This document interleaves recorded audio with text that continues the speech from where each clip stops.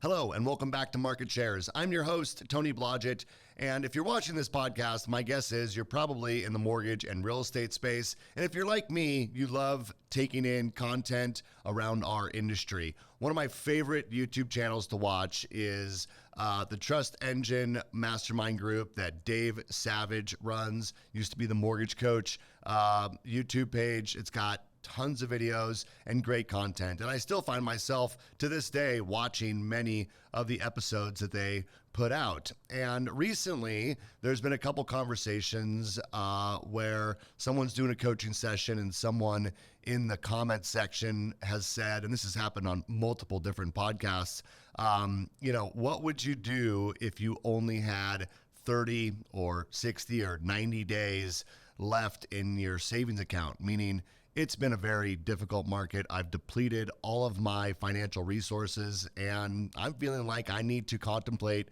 whether or not the mortgage industry is right for me.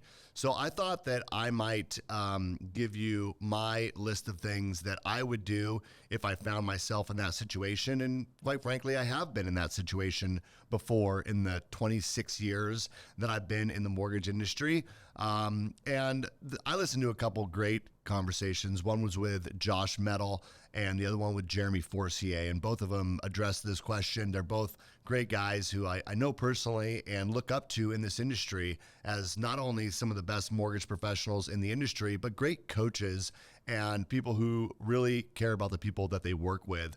So I have some of the same things on my list. Some of them are a little different, and some things that maybe I have a slightly different perspective on. So let's just jump in. And if you're in a situation where you're almost at the end of your rope and you're feeling like you don't know what to do, maybe this list will help you.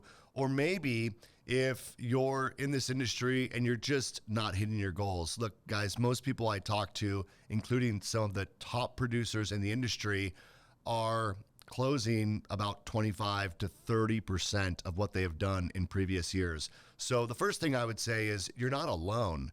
The fact that maybe you had a shorter runway than some other people in the mortgage industry probably is not your fault. Maybe you haven't been doing it as long. Maybe you had not made as much money in the previous years to kind of get you through this very challenging market that we've been in. But whatever the case may be, everyone's business is down substantially, or most people's business is down substantially. But there are things that you can do to turn it around. And if you're at that spot of desperation, please listen to these things and take them literally. This is not a time to have ideas. This is not a time to have a plan. This is time to take action in your business and your life.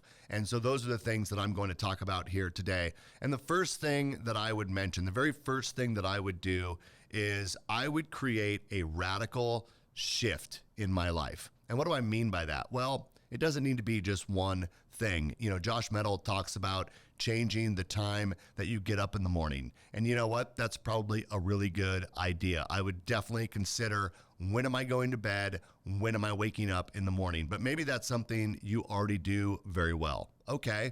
And if it's not, consider making a shift. I'll tell you my story around this personally. I'm not a 4 o'clock in the morning, 5 o'clock in the morning type of a person. However, I used to be like a 7:30 or get up whenever I wanted kind of a person, because when I would call on real estate offices, you wouldn't want to go to a real estate office before 9 or 10 in the morning anyways. So what was there to do in the morning, right? And so I just didn't put a lot of priority in it. But I did listen to a podcast once that said, just move up the time that you wake up by 1 hour. So I used to get up around 7:30. Now I get up around 6:30. Not super impressive, but for me, it was a shift in my discipline. It had me going to bed a little bit earlier. It has me disciplined about when I wake up, and then I go straight to the gym 3 days a week and, get my exercise in. Again, something that I didn't do until just a couple years ago, had no workout routine. So these are the things that you might consider making a shift in your life. First of all, I just mentioned it, your sleep schedule. Check in on that. Is that something that you could shift or improve? Cut out Netflix in the evening and get up early and watch a podcast, do some exercise, plan your day, meditate, do whatever you need to do. Maybe do a cold plunge. A lot of people are doing cold plunges. Find a way to do that, or a cold shower, something that's a radical shift that makes you realize that you've changed something in your life, right? Because if you change your life, you can change your business. Maybe consider your habits around drinking alcohol. Maybe stop it altogether. You've heard me talk about it on this podcast.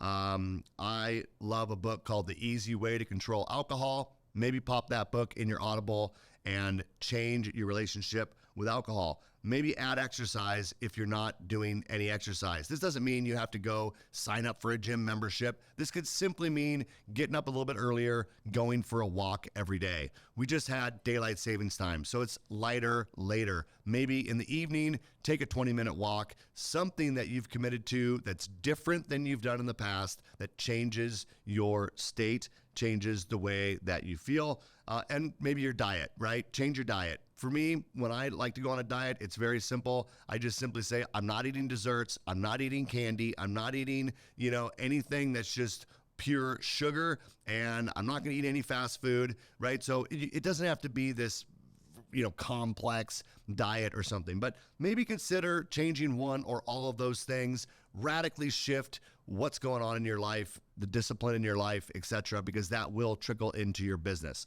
Now, let's get tactical as far as what you can do to get transactions. Well, the thing that I'd be doing right now is I would be reaching out to every single one of my past clients. This is something that Josh mentioned. This is something that Jeremy mentioned. This is something that I've been telling people to do for a long time. I think any top producing mortgage professional, if you ask them, what would you do in this situation? That would be one of their number one things. And you might say, yeah, Tony, great advice, except for my whole database, all the loans that I closed are filled with people who did, who got a 2.5, 3.25, whatever interest rate. There's absolutely no reason to be checking in with them.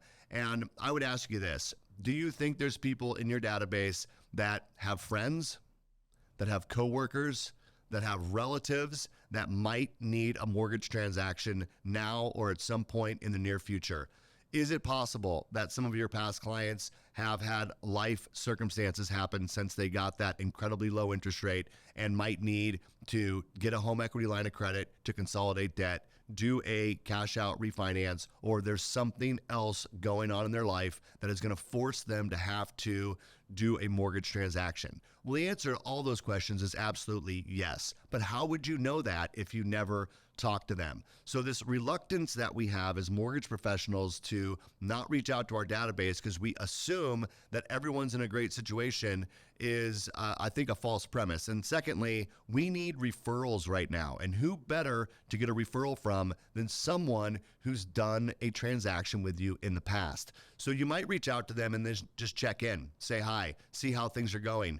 Remind them that you really enjoyed the process of helping them with their home loan. Maybe do an annual review. If it's not been a year, that's okay. Do a check-in on how are things with their mortgage? How are things with their overall debt situation? Is there anything that you could help them with today, or even just advice that you might be able to share with them? And then ask them for help, right? Let them know, hey, this has been a very challenging market for the last couple of years, and I'm really looking to help as many families as I possibly can. Is there anyone that you can think of that might need my mortgage services? Because I could really use the referrals and the help in continuing to grow my business with a lot less transactions out there. And look, these are people who have done business with you. Hopefully they like you and they want to help you. You just need to be vulnerable and ask them for that help. So you can work on that script however you'd like, but that's the gist of the conversation. Reach out to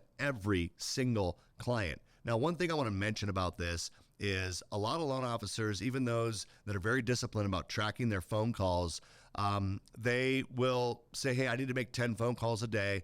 They'll make those calls. 8 of them will go to voicemail. I would challenge you to call your database until you get them on the phone and have a conversation. Don't just check the box and say, oh, I made the call, I'm good. That's not going to pay your bills. We're talking about 30 to 90 days left in your savings account. You need transactions. The only way to make that happen is not by leaving voicemails, not by just a text message, although I would use text messages as well to try to schedule a time to get on the phone and have a conversation. I know that that is a more difficult thing to do. People's lives are busy, but you're asking me, what would I do if I was almost out of funds or considering getting out of this industry? I would make sure I got every single person on the phone, and I wouldn't stop dialing until I did. So that would be number one. Number two, I would reach out to your sphere of influence. Some of you are listening to this going, that's great, Tony. I don't have a database of a bunch of past clients. I just got in the mortgage business a couple years ago or a year ago. That's okay. You do have people that you could reach out to and have conversations with that know, like, trust, and respect you. These would be the same people that you might invite to, a wedding. If you were getting married today, who are all the people that you might consider inviting? Those are the people I would reach out to. Maybe it's people you went to college with, high school with, other friends that you have that you met at your kids' sporting events, your school, whatever the case may be, reaching out, checking in with people. Look, you guys, you got to be active on the phone. Cold calls are difficult. These calls are not that challenging if you come up with a great script on how you're going to reach out to them, but you need to be making those calls. The third people I'd be calling, obviously, are the real estate agents that I've done transactions with in the past. I think that it's super important right now that we're talking to our realtor partners. And they're going through the same challenges that we are. So it's not a phone call just, asking for a handout. It's a phone call checking in, acknowledging that this is a very challenging market, and asking them what are a couple things that they're working on this year that you might be able to help them out with. I would lead with that.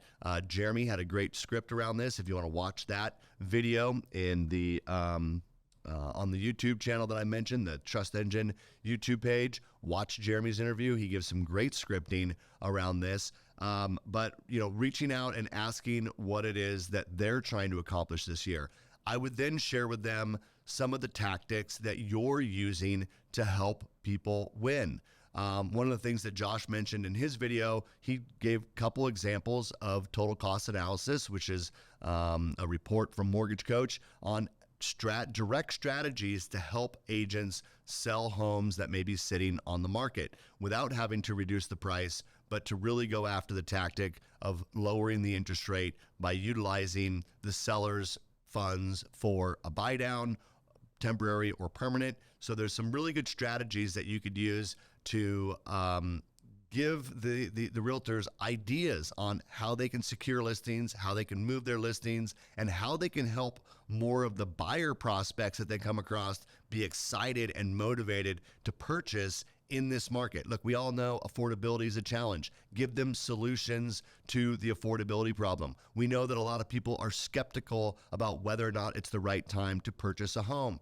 Let the real estate agents know that you have strategies and reports and data that will help get a renter off the fence and motivated to buy a home. You guys, these things are extremely valuable to your realtor partners. They're looking to partner with lenders who can help them get their clients' homes sold and get their prospects excited about looking and purchasing homes that are available on the market. You have those strategies, but you have to share them with them. So again, I know it's more phone calls, it's more meetings, but that's what I would be doing, and I'd be doing it with a level of consistency. I don't want to say desperation, but if you're down to the end of your savings, you are a little bit desperate. So don't be desperate in your approach, but be steadfast in your resilience of doing these things, knowing that you don't really have a choice.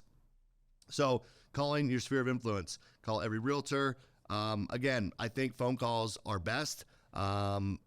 Stopping by an open house on the weekend. You guys, if you're in a situation where you're at the end of your rope and you're not taking a couple hours between noon and 3 or 1 and 4 every single Saturday and Sunday and going out to some open houses with some of these strategies and ideas, maybe even prepare a total cost analysis for the listing with some ideas on how they can help move that property, you guys, that's what you should be doing if you're really not happy with your numbers, or if you're in a spot where I just have to get business. And I would ask yourself at this point in the conversation to take inventory of the actions that you're doing today, and are you doing all of these things? And my guess is most people aren't. If you are doing them and you have not got the results yet, don't stop, because we all know that it does take some time for these things to build. So have, the confidence that you're doing the right things. If you're not doing all these things,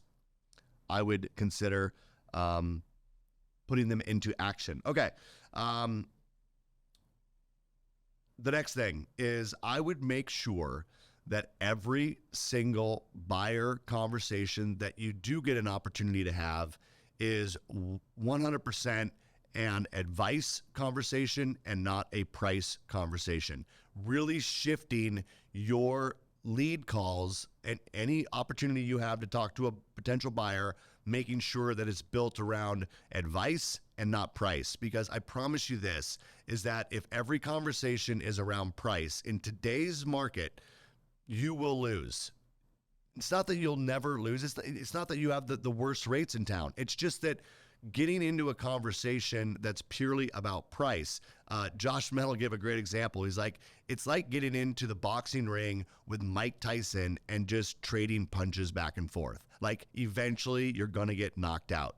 And everyone is dealing with the competitive marketplace. So one of the best ways to shield yourself from that onslaught of blows from Mike Tyson is to not have the conversation about rate and make the conversation about bringing value to the customer. Talk about strategies to help them meet their affordability goals, their savings goals, their long-term financial goals. That needs to be the conversation. And I don't know of a way to do that without using a tool like Mortgage Coach or MBS Highway or some other type of presentation tool that shows them the cost of their mortgage over time, the cost of waiting over time, the cost or the investment aspects of choosing the right payment and the right home over time. That is how you really shift the conversation, not talking about what's available today, but where you're going to help them get to in the next decade or two.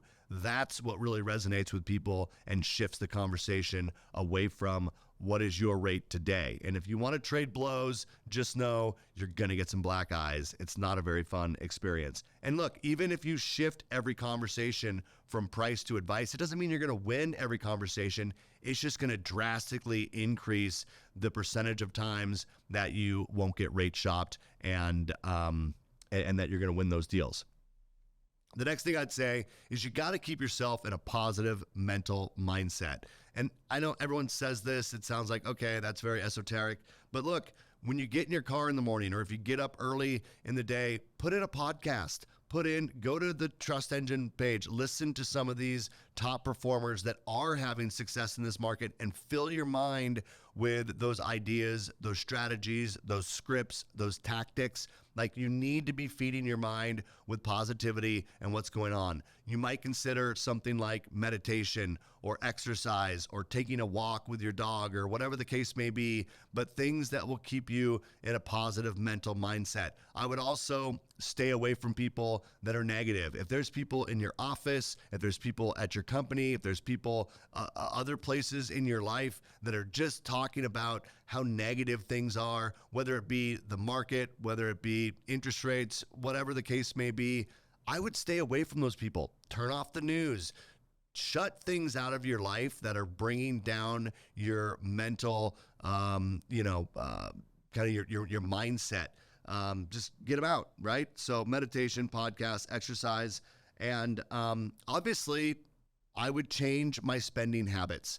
If I'm almost out of funds or I'm not bringing in the income that I used to, and you have not made a radical shift to how it is you're spending money, this would be the time to do it. And I've seen so many people that get in the habit of doing certain things. They stop by every morning and they get a latte, right? They go out to dinner 3-4 days a week. They, are still buying things every day on Amazon. Now is not the time to do those things. Like, there will be a time again where you can spend freely and you can have kind of a looser strings on your purse when it comes to your spending habits, but now is not it, because you need to preserve that capital as much as possible so to give yourself the runway that you need to get your business back up. So radically shift your spending habits if you have not already reined that in. It takes discipline, it is sacrifice, but it's something that you absolutely need to do to preserve those dollars. And the last thing that I would say is have the mindset that you're never going to let this happen to you again. Now, why do I say that? Well, because if you can focus on never letting it happen again, that means you've already mentally put yourself in the situation where you're on the other side of this problem. Not only are you going to get through your current situation, but you are going to go so far beyond that that you are going to set yourself up financially so that if we ever go through a cycle like this, you are prepared, you know what to do, you've set enough money aside in your reserve, and you're not going to panic when a market like this comes. So if you can focus that far in the future, it's going to really help you get through this very short-term current situation that you might be in. So you guys, those are my tips. Those are the things. If you asked me, Tony, if you were running out of money, you're at the end of your rope, what would you do? You guys, that's my playbook on what I would do. And I hope that everyone watching this is not in that situation, because I can tell you, I've been there before. You know, I've been to where all my bills come in the mail and I lay them out on the kitchen table and I have to figure out which ones can I pay with this paycheck, and the rest of them just sit there in a pile and hopefully I can pay them with my next paycheck. I've been in that situation. It's not a fun place to be, but the only thing that can get you out of it is a radical change to what it is you're doing. Look, there are transactions happening out there in the marketplace. If they're not happening for you, then I would suggest you take radical action on the things that I just mentioned. So you guys, I hope you're doing well out there. I appreciate your time and attention and your dedication here to market shares. It means a ton to me. I hope you enjoy this content. And if you do, please consider sharing this with a colleague or someone else that you know in the mortgage business. And please subscribe so that you see our next episode when it comes out every Friday at 10 a.m. Pacific time. Until then, take care.